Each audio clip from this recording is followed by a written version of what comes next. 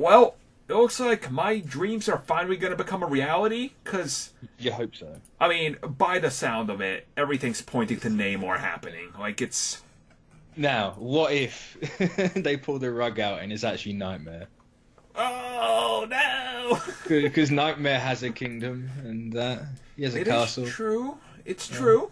But it would be interesting then that it was teased by Derrickson quickly, then he deleted that post with Namor, and Yeah. there's been so much Namor movement in Marvel Comics, just like with Blade the last 2 years, and then it's like, oh, I don't know where Blade's here. Like, I don't know. I feel like there's a lot of interesting factors moving behind the scenes that we don't know about. Yeah, his name keeps coming up, and it's just like there doesn't tend to be like, smoke without fire. Exactly.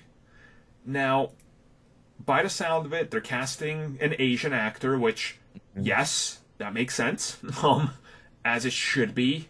To me, Namor, do you think they go one and done? Or is it one and done, then he becomes a hero? Or do you think he's like a phase villain? I don't know if you necessarily keep him a villain, but I think you keep him as someone like at arm's length. Uh-huh. Yeah, because like wasn't like Namor's initial appearance that of kind of a villain, but more of an anti-hero, more so towards everyone else but the humans. I'm not sure in his first appearance. Probably. I'm not sure. Boy, I'm trying to get this pulled from my memory because I'm remembering that Reboot name or more, which I read recently. He was a hero, but it wasn't like Aquaman. Like he was way more. Like not even. I can't describe how he was. It's weird because I saw some like writers talk about him because he's been going around. Is that originally he was like a hero to everyone else on the planet that weren't humans. Right. Yeah. Which is how it was. So that's why I'm like, is he an anti-hero more so than a villain? Well, then you get to play with the perspective of a hero. Yeah. Mm-hmm. Like someone's hero is another person's villain. Yeah.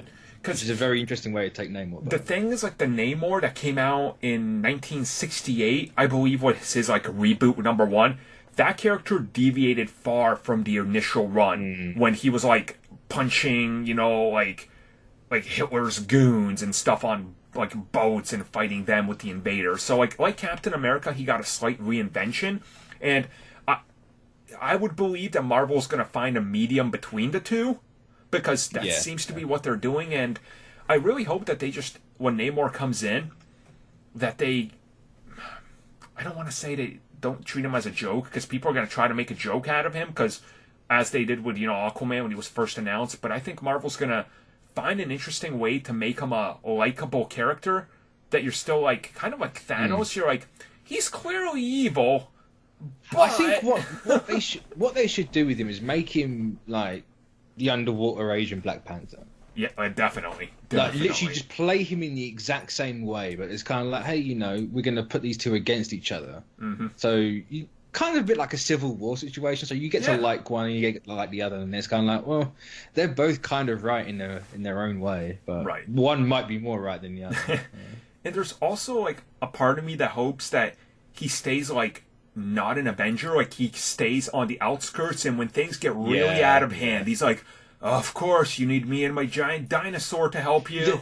The second it affects the water, then he comes out. Exactly. Apart from that, it's just like, no, you do you. Or when Sue Storm has marital problems, that's when he swoops in. I mean, if Sue Storm, like, he's just going to be after her 24/7. She could sit at the toilet and he's like, hey, what you doing there? You're without Reed, I see. Like, like doesn't he have like dozens of wives? If I remember correctly. Yeah. Namor is a real shady character. Yeah. Not as shady as Star Fox, but he's shady. No.